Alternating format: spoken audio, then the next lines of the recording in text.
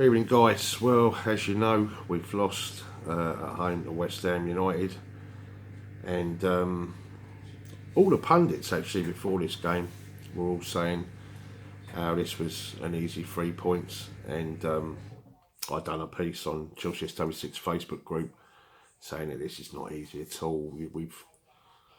We know what West Ham are like. They're the party poopers, they're the spoilers, and against all odds they're capable of playing beyond themselves, and the fact that they not won a game for 2 months was pretty much irrelevant, really. It was a London derby, and we all know that they always play way over and above themselves whenever they play us. And of course, you've got the Frank Lampard situation, and we know that's going to raise their game. Their manager's under a lot of pressure, and we've just come off a European away trip where it was a very intensive game. Let's talk about them two games prior, actually, because there was a lot of positives out of both, but also a lot of negatives. The game at Manchester City, I didn't put a review out there. I haven't been very well actually for a little while. But the game at Man City, I thought there was lots of positives, as I say. Really good in the first half, excellent in fact. Took the lead, but of course we conceded very quickly straight after scoring, and then they got another goal.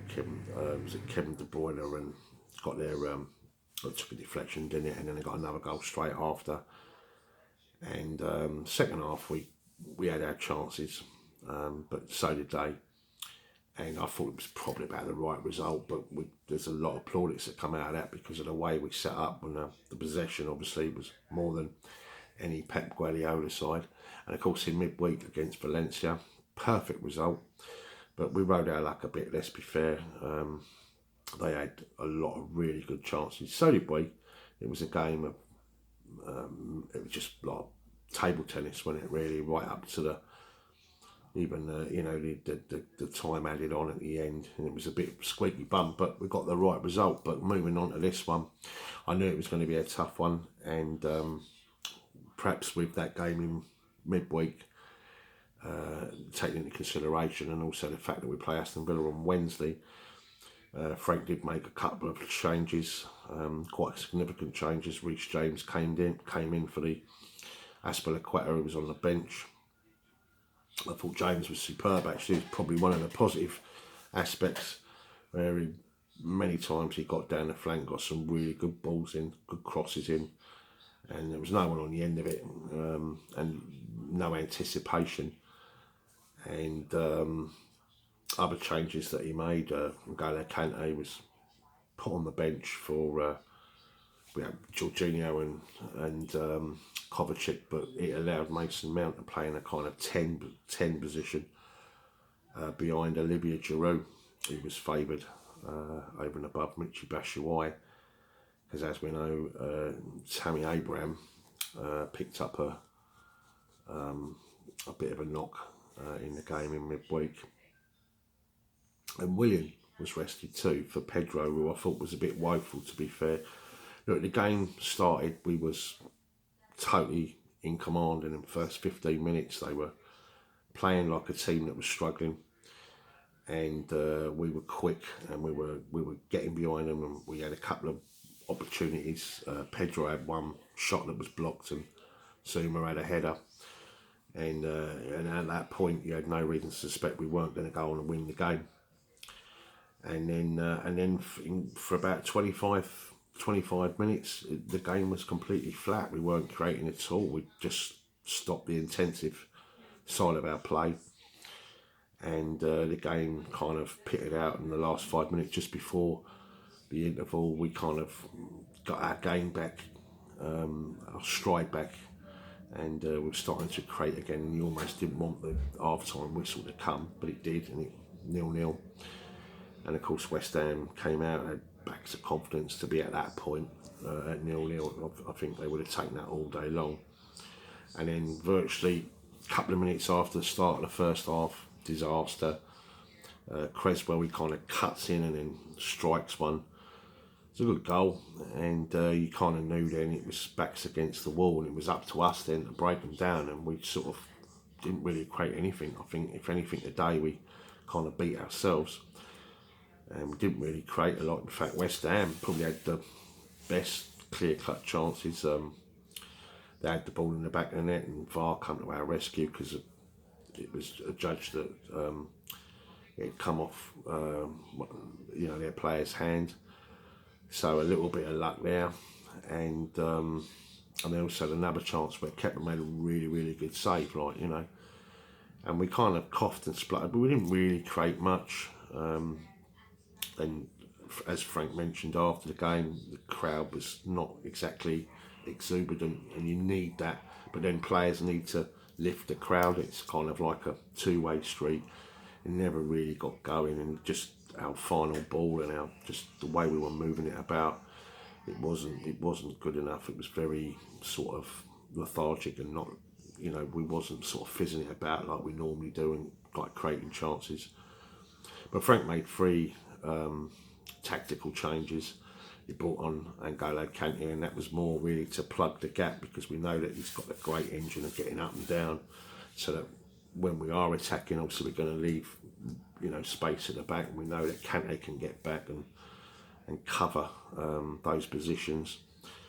And he brought on Willian for Pedro, as I say, I thought was pretty poor.